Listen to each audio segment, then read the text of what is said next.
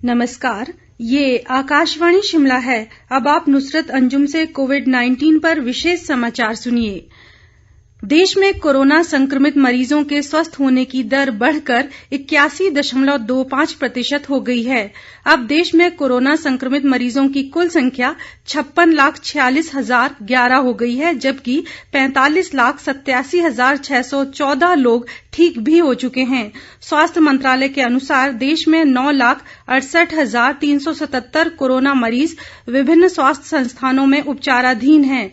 देश में मृतकों का आंकड़ा 90,020 तक पहुंच गया है। बीते 24 घंटों में देश भर में 83,347 नए मामले दर्ज किए गए हैं, जबकि इस दौरान 1,085 लोगों की जान गई है। वहीं बीते 24 घंटों में ठीक होने वालों की संख्या 1 लाख से अधिक है।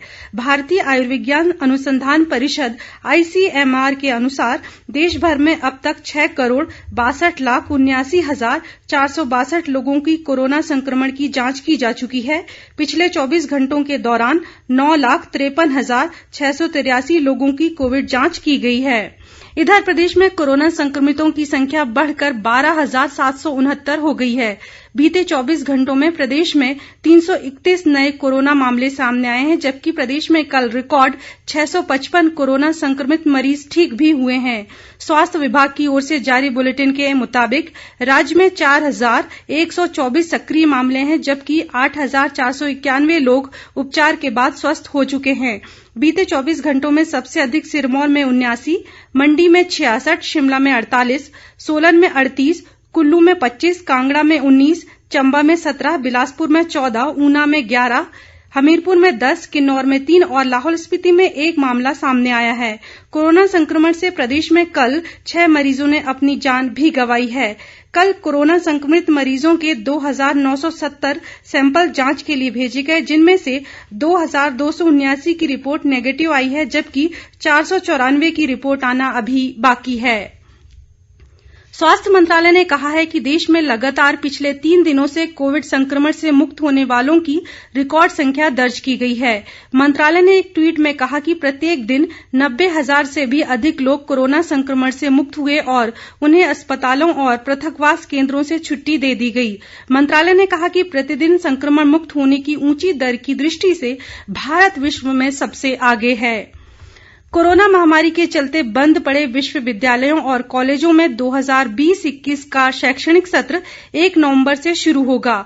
विश्वविद्यालय अनुदान आयोग UGC ने अपने दिशा निर्देश जारी करते हुए कहा कि स्नातक व स्नातकोत्तर के पहले वर्ष में 31 अक्टूबर तक दाखिले लिए जा सकते हैं। उन्होंने कहा कि पाठ्यक्रम को पूरा करने के लिए इस साल की सर्दियों और अगले साल की गर्मी की छुट्टियों और अन्य अवकाश में कटौती की जाएगी। नया सत्र ऑनलाइन और मिश्रित मोड से चलाया जाएगा। ये कैलेंडर अखिल भारतीय तकनीकी शिक्षा परिषद AICTE के तकनीकी कॉलेजों पर भी लागू होगा। प्रदेश तकनीकी शिक्षा बोर्ड धर्मशाला की परीक्षाएं 25 सितंबर से शुरू हो रही हैं। बोर्ड के सचिव सुनील वर्मा ने बताया कि इसमें प्रदेश भर से 40 परीक्षा केंद्र में 7,800 परीक्षार्थी भाग लेंगे। उन्होंने कहा कि कोविड-19 के चलते सभी परीक्षा केंद्रों को सैनिटाइजेशन, थर्मल स्कैनिंग और सामाजिक दूरी सुनिश्चित करने के निर्देश दिए गए हैं।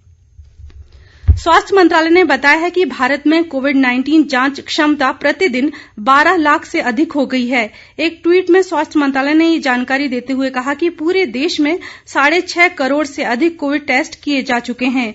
ट्वीट में ये भी कहा गया कि अधिक जांच से संक्रमित लोगों की शुरुआत में ही पहचान हो जाती है।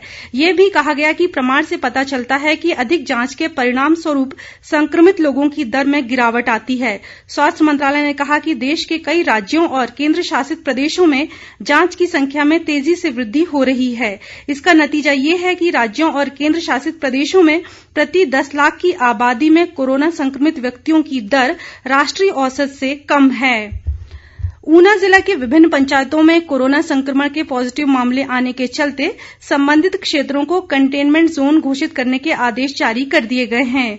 उपायुक्त संदीप कुमार ने बताया कि कंटेनमेंट जोन में रह रहे विद्यार्थियों जिनमें कोविड-19 के लक्षण न हो, उन्हें परीक्षा देने के लिए जाने की अनुमति होगी।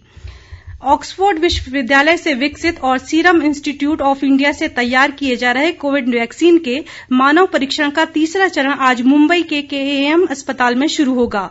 अस्पताल के डीन डॉक्टर हेमंत देशमुख ने बताया कि इस महीने की शुरुआत में भारतीय औषध महानियंत्रक ने सीरम इंस्टीट्यूट को नैदानिक परीक्षण के दूसरे और तीसरे चरण में किसी नए प्रयोग का फैसला अगले आदेश तक रोकने को कहा था। इसी के साथ ये समाचार बुलेटिन समाप्त हुआ। नमस्कार।